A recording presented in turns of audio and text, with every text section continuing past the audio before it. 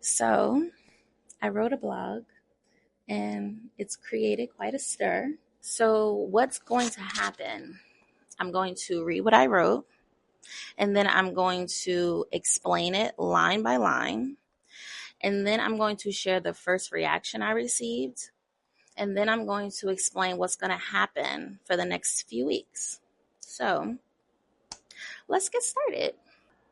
A month away from 33, I have learned I am an orphan.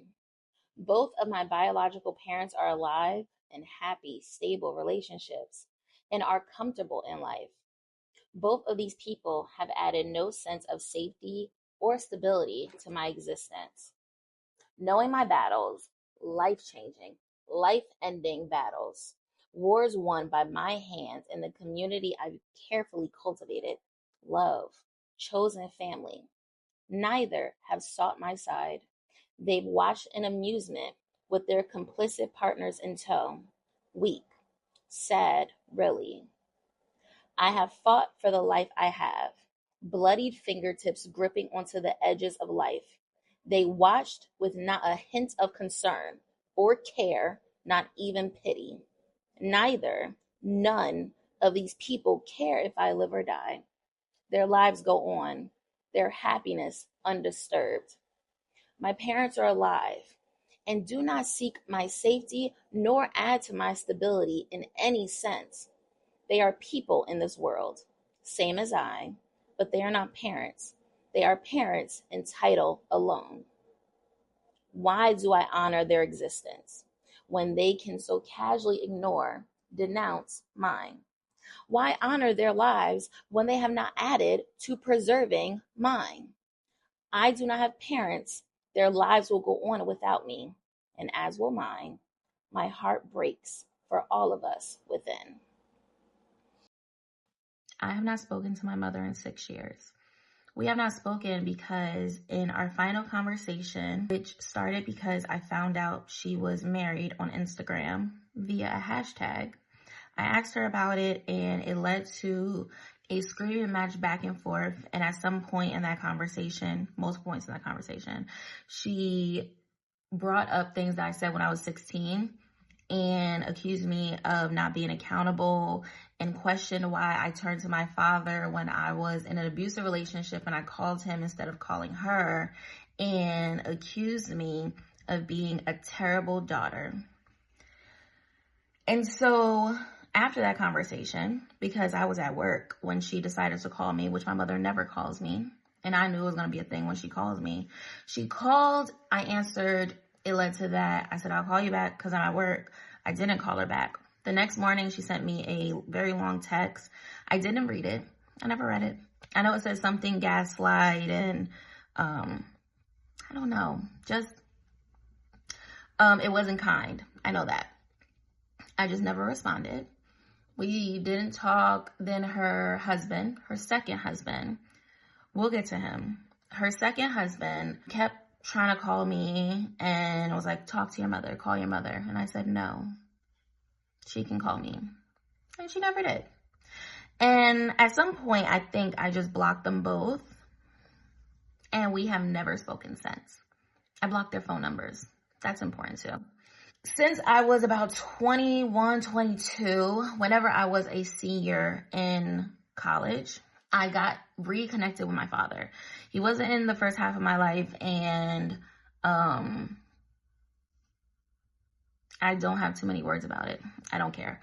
So when I let him come back into my life, at that point, when I was in my early 20s, I was like, don't need a dad, but as long as you're here, then okay, cool. And I expected him to be a father. And so I've been treating him like a father. But what I've realized whenever I've been in survival mode and needed parents or family, because my mom stopped being a mom once I stopped coming around because I moved out because she chose the safety of the man that she decided to be with over my safety. So I left. What she would say, I left without letting her know. She gave me an ultimatum. We'll get there. Since that, I've been taking care of myself. And when my father came back around, from 23 to now, I can count the times he's helped me. Would you like to know the answer? I am currently in a space of survival. I was laid off in January, and I'm building my own multidisciplinary creative studio. So I'm in entrepreneurship, and I'm figuring out what it means to be a freelancer, and I'm figuring out all these things in the meantime, while also still trying to find a job and just all these things. My father has known this since it first happened. And then again, when I said, I'm going to be a full-time artist, because I kind of believe in me a little. I went all the way to Jersey to tell him. Since then, and since I was early 20s or whatever, my father has done nothing. He's a cool dude to hang out with. He's a cool dude to talk to. He's a cool dude to have a drink with. But I have never turned to my dad and been like, my dad's going to get me out of this, or my dad's going to hold me over, my dad's going to be on my side. Ever. I have been taking care of myself. My mom is not going to get a lot of smoke in all of this, because I have accepted a lot of things over the past decade, and also especially since we stopped talking, but definitely over those years. But since, what was that? I was 26, so 33, do the math, whatever. I'm talking my adulthood. My father and stepmother, we'll get to her, have done nothing of substance to make sure I was safe, make sure I was stable, make sure I was alive, make sure I was of sound mind. Never. And in the time that I did ask for things, when I was homeless and needed a guarantor for a room, because I had the money but didn't have the credit, because I'm a Capricorn, I work, but I didn't know about credit, so I didn't have it. And I needed someone to sign off so I can find somewhere to live. My father said no. When I tried and got accepted to the Savannah School of Art and Design, and I told my father the year beforehand I was going to apply to the master's program, and because of the lack of experience, I didn't get to the master's program, but they accepted me into the bachelor's program and said if I do successfully for a semester, they will let me into the master's program. And I told my father that I needed a loan, which he already agreed to. I got accepted and he said no. When I was in an abusive relationship, he turned me away. My parents have given no sense of stability or safety in my adulthood, as far as I'm concerned. Since I was 20, 21, I have been taking care of myself. And my father and stepmother have been consistently in my life, and they have not helped at all. My mother's first husband was an abusive, violent alcoholic. And she stayed with him, procreated with him, supposedly. She was going through her own issues, which I'm sympathetic to, which we will get to when it's time in this conversation. But she stayed with him for years. To the point of eventually she left him. And this, we will talk about the summer of 2012. And within that summer, we discovered that she was also in relation for a very, very, very, very, very long time with his nephew, who is now her second husband. When they told me, she tried to sell me the love story. I've loved him since I was 16. Aren't you happy for me? This was the morning after the night that her first husband attacked me with a knife. And when the cops came for maybe like the third or fourth time that summer, her second husband at the time, boyfriend, mistress, whatever, he said, well, it couldn't have hurt, right? Him attacking me.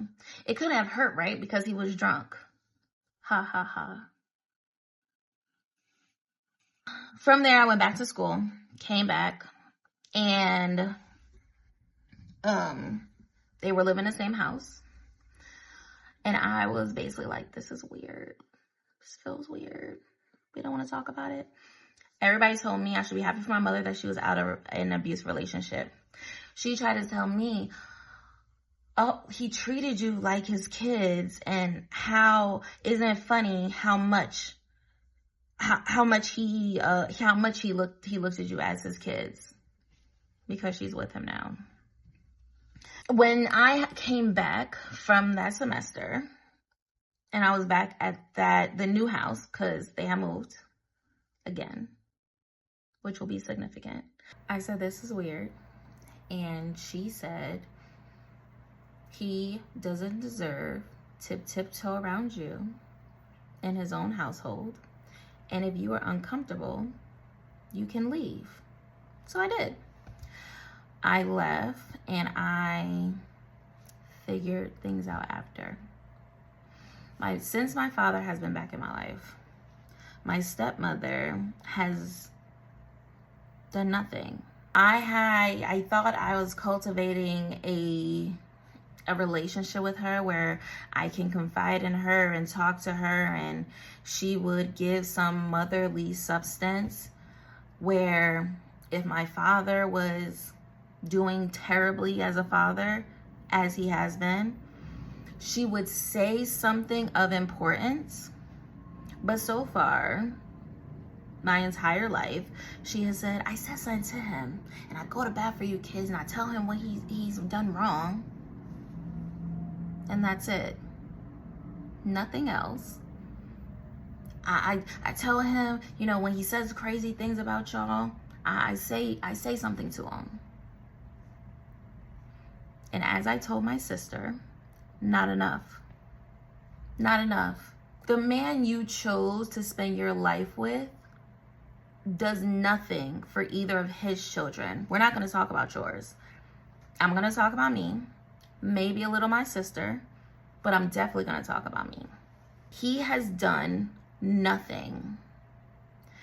And you either don't care or not intelligent enough to ask the proper questions of, how's your daughter? How's your children? Have you helped them? I haven't heard from so-and-so. Have you talked to them? You haven't called me of your own outside to talk about maybe Grey's Anatomy, which is nice.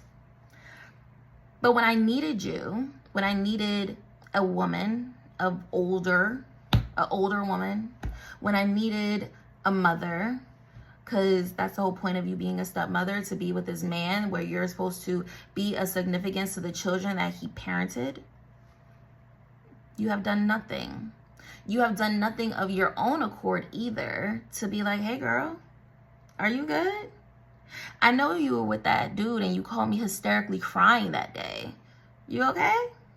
Or a few months ago, where I hysterically cried to you in a voice note and saying, I know me and your daughter are going through so many things, but my relationship with you is more important. So I don't know if you agree with her, but I will want to talk to you about it, because my relationship with you is important, because I come to your house and sit in your living room every few months, every few weeks or so.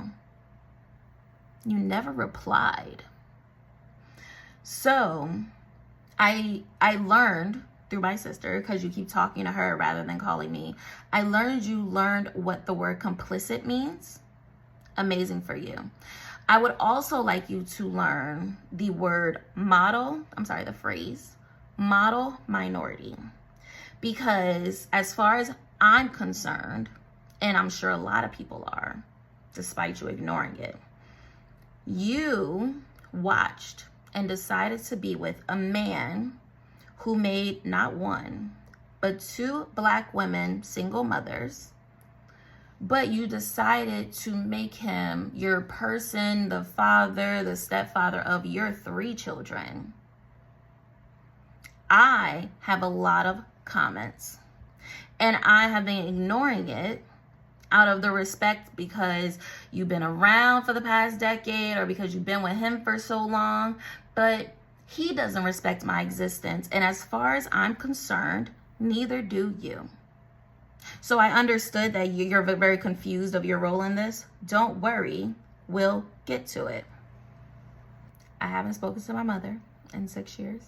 And even before then, we kind of talked, but not really, but it wasn't a lot. And when we did speak, all she did was criticize my existence, and I would have panic attacks and cry and sometimes cry to my dad, which he did nothing about. But my father, I haven't spoken to in maybe a couple weeks. Because before then, we were talking very often and normal. But I have been in a severe depression, which he knows I'm symptom to, because I talk often about it. I tell people what I'm going through and what I've been through. And for him and his wife specifically, they were around for a lot of things. And so we haven't spoken in weeks. But then his wife calls me, and we talk about Grey's Anatomy, which is weird because she calls me after not talking to me for a while for no reason. I know why. And in the midst of her being like, talking about Grey's and this show, whatever, she's like, oh, your dad tell you about Africa? I was like, no, I haven't spoken to him. Which I think is a weird question, because don't you sleep next to him? Would you not ask him if he spoke to his child? Or why would you not know? What that has taught me is my father can go a very long time without knowing if I'm living. So if something had happened to me within the past 2 weeks of us not talking, he wouldn't have known. When him and my sister weren't speaking, I asked him, you talk to her regularly? I was like, you talk to her, you text her, you call her? He goes, nah, I want to see how long she could go without speaking to me. I said, that's stupid. That's childish. He was like, nah, it's one of my little experiments.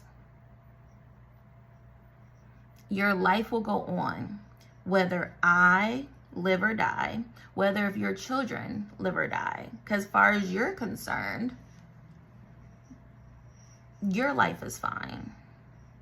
And I'm going to take care of myself, because that's always the response. Anytime I'm going through something, it's always, they'll figure it out. Because I do. I always figure it out. I am the oldest daughter, oldest child. I always figure it out.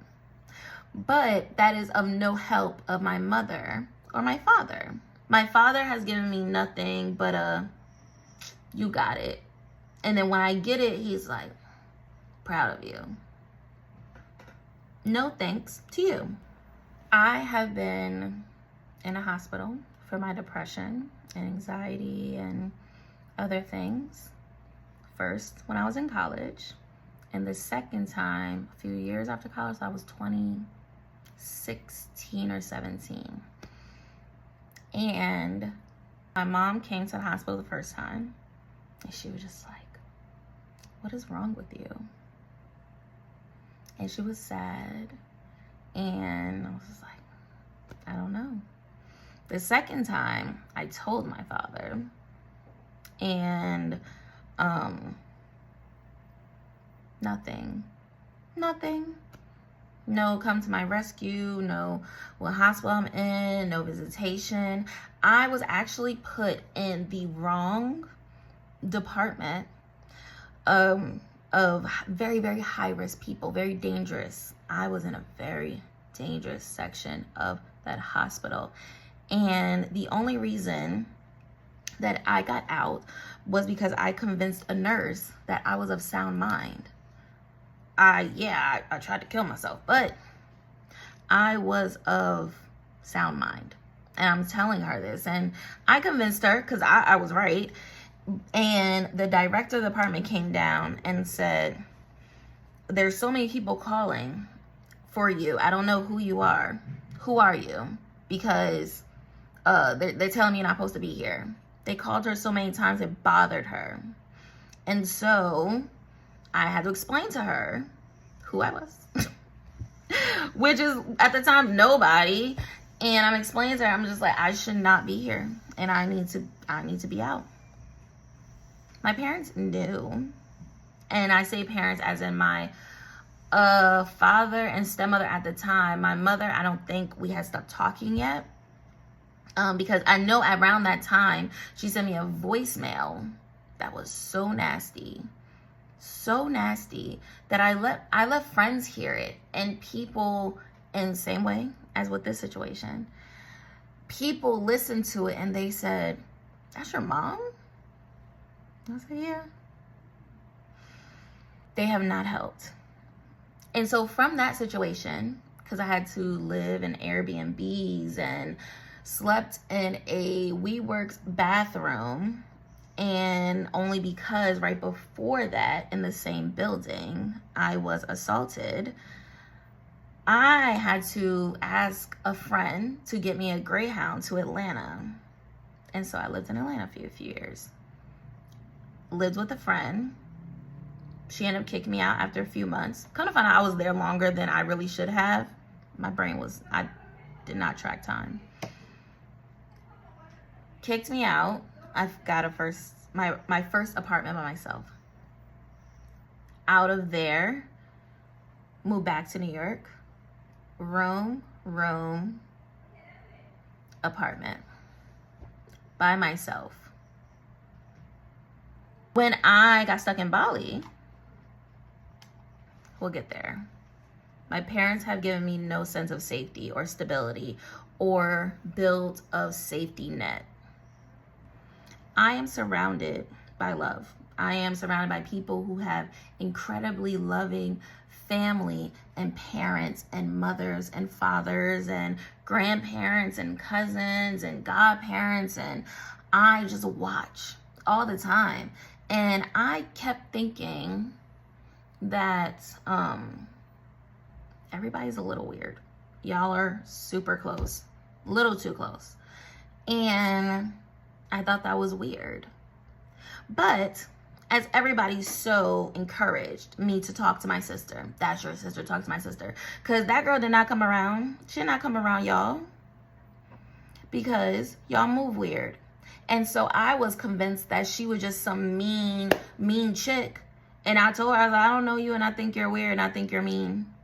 And I fixed things with her and sat with her. And not only do I think she was righteous for not being with y'all, I think she still shouldn't, actually. Because y'all have done nothing for her and done nothing for me. Our father told her that she will be fine because your mother will never let you go without. That's really weird for a parent to say. And then when it came to me, he gave up. You gave up. And then when you had opportunities, multiple opportunities to help in any sense on a paternal, on a parental level, more than any of my friends have of your $200 at any given time, you said no. And then I stopped asking, because why would I keep asking someone, let alone a man, for something that's going to say no? And which is even crazier, because I think your response to Yana, because y'all been talking to her and not me, because everybody's scared to call me, when you told her, you're like, oh, well, yeah, I need to know what you did, how you fucked up, and what are you doing with the money I give you? That is disgusting for a father to hold their children to. That's different than saying, I give you the money, and then maybe a few days or a week later, like, okay, what was that for? You okay? That's not what you said. You want us to grovel at your feet. And what you will learn, and what you should have learned over the 2 years I've definitely been talking about myself a lot, I do not grovel for no man. And I beg for nothing. Because I don't have to. And so I don't. So when I say they're parents and parents alone, I mean that as my mother and my father are two people who just happened to smash 33 years ago. That's it. Now, Mother gets more credit because as much as I have criticism about my childhood, not her motherhood, I turned out really great She set me up really great for when, after she decided to stop being a parent, really. She set me up really great. But after, she quit. Righteously, because she told me she was going to, so fine. But my father tapped you in. Coach tapped you in. You decided to come around last decade. What have you done? Don't think about what's happening now. Think about what you've done for all of this time, plus the past year, past two, but definitely the past year, while your child has been unemployed and trying to build a business. All you did was have sex. This is specifically for my father and my stepmother because, like I said, my father can go a very long time without speaking to me.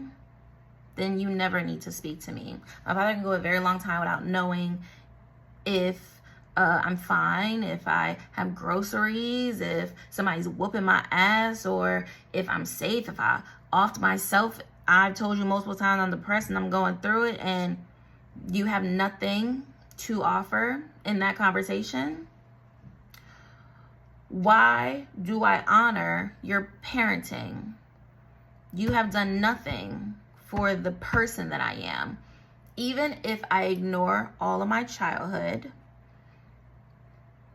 my adulthood, you've done nothing so far. And the problem with that is I do not keep people around who are not of community with me. And if you don't know what that means, I've heard you're a subscriber of my newsletter. Are you a paid subscriber? No, I don't think so. But if you go to my newsletter, you will read what it means to be in community with me as a bare minimum person. So my father, the person who helped bring me into this life, done nothing for me since, though. I can count the things that you maybe bought me. A TV, maybe a few pair of sneakers. I have your Switch. I'm not adding anything else to it, and who knows if I'll ever use it again, but that was collecting dust in a box. You didn't buy it for me, so. Oh, that notebook from an artist, you bought that. So anyway, you do not care if I live or die because you have done nothing to preserve the existence of me since you've been reconnected with me. And I tell you everything. I've told you every relationship I've been in, terribly now that I think about it, because we'll get there, because I've heard you have comments about them. We can talk, which I've been doing, but nobody listens to me. But I've been listening. You've done nothing to help me come out of those situations, find somewhere to live, pay for me to somewhere to live. Even when I got stuck out of the country accidentally because I took my first international trip and made a horrible mistake, you did not help with that $1,600 that me and my friends put together to get me out of Bali. You gave me $200, which was nice for the journey back, I guess. 16 hours? You have done nothing to preserve my existence. And as far as your partner, she has done less. Because you're a man, my father is a man, so I already think less of you. But as a woman of color, you have failed me in so many ways. And to this day, to this situation, you haven't hit my phone. My father called my phone once and he thought he was blocked, but if he would have called again, he would have realized he's just not on my favorites list anymore. But my stepmother didn't call at all. And you're telling my sister, oh yeah, your dad said things, but I told him he was wrong for saying that, and I told him he shouldn't have said nothing. And that's it. For the woman who has known me since I was a child. I am 32. You are complicit in my suffering. If I stopped talking to my father and stepmother today, it would not change my life. and it would not change theirs. They'll be upset, feelings hurt maybe, but it would not change their life. It would not make them crumble. I will also go on living. I pay all of my own bills. I pay my own rent. No thanks to my father. Anything in this apartment, I bought and put together. I put that bookshelf together. You see it? I did it. Nothing. If I were to die today, if they were to die today, if we were just to stop talking, if I blocked them on everything, nothing would change about my life, and nothing would change in theirs. The difference would be is my father would not be validated in his parenting. Because me coming around and my sister coming around and my step-siblings coming around validates that y'all did something. And I'm not going to include my stepmother in that because she's a woman. She was always going to take care of her kids, of course. She just gave up when she decided to choose a man to stay with. But both of them are complacent in their lives, and we can get to that too because we will. But when it comes to your 1 and 2 daughters from the 2 women that you didn't care to be with or try to support or try to help, you actually bitched about being on child support, right? I remember that. Our lives will go on, and this will be fine. Your feelings will be hurt deeply and significantly, but your life will go on. You'll be fine.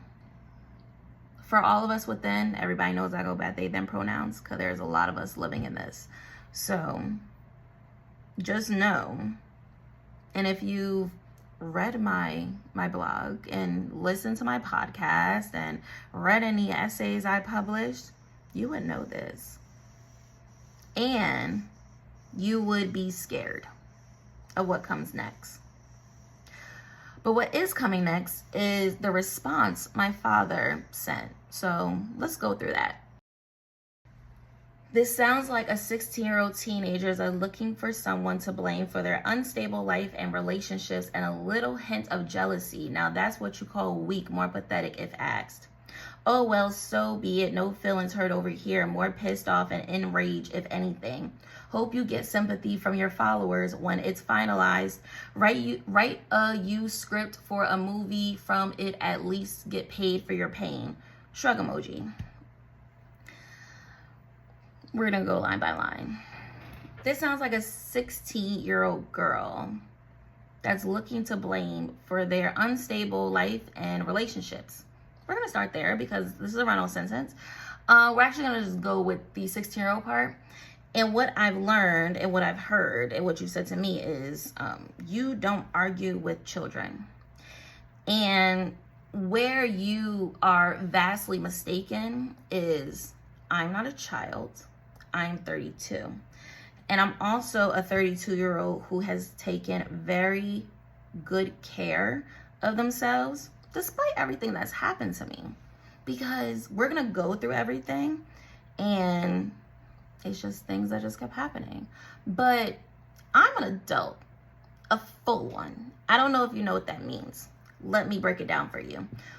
I have lived 1, 2, 3, 4, 5, 6, 7, 8, 9, 10, 11, 12, 13, 14, 15, 16, 17, 18, 19, 20, 21, 22, 23, 24, 25, 26, 27, 28, 29, 30, 31, 32, 33 years.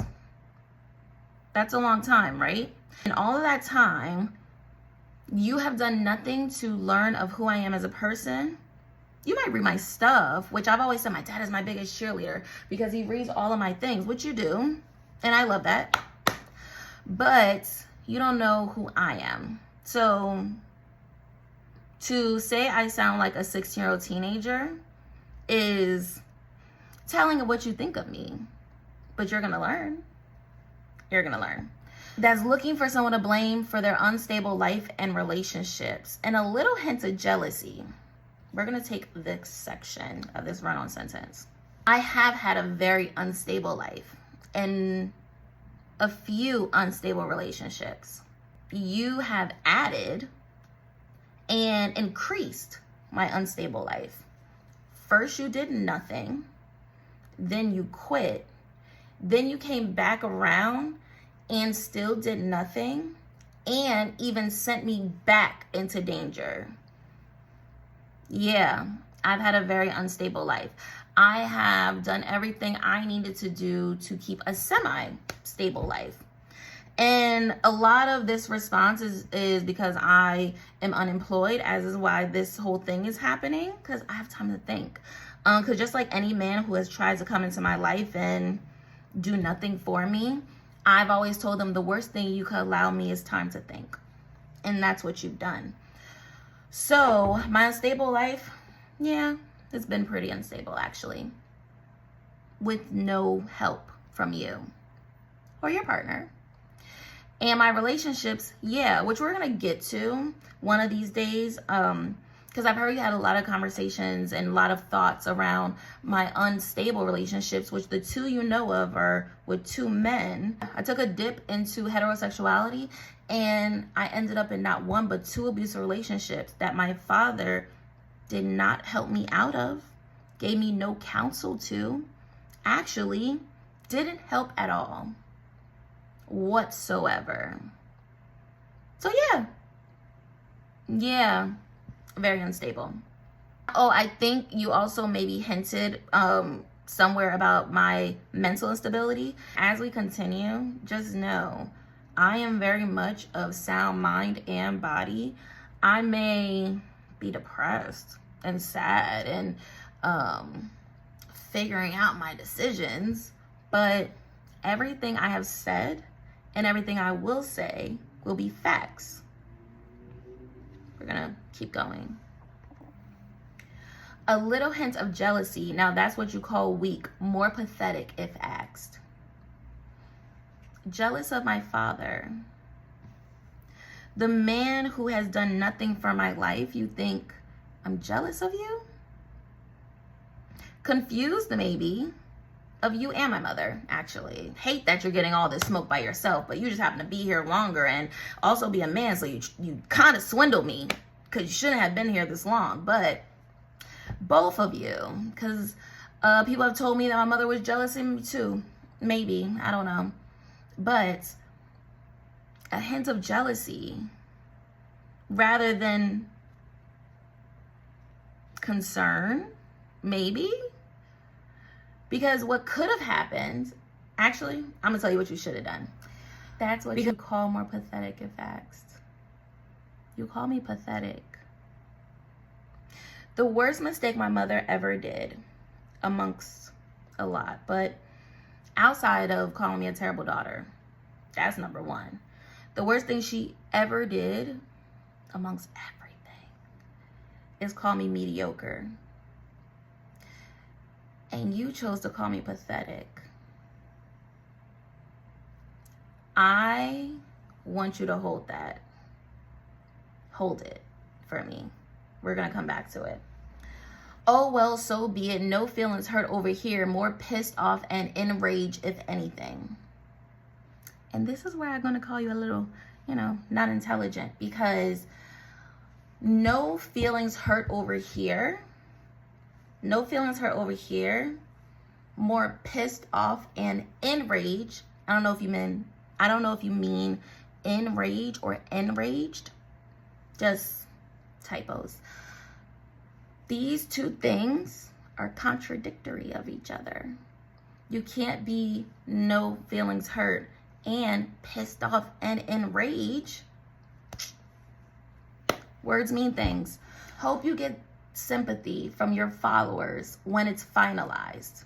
Now this is kind of funny because I personally, if it was me, I would have waited until the finalized version, because this is a draft, an early draft, not even a first draft really. This was a first thought.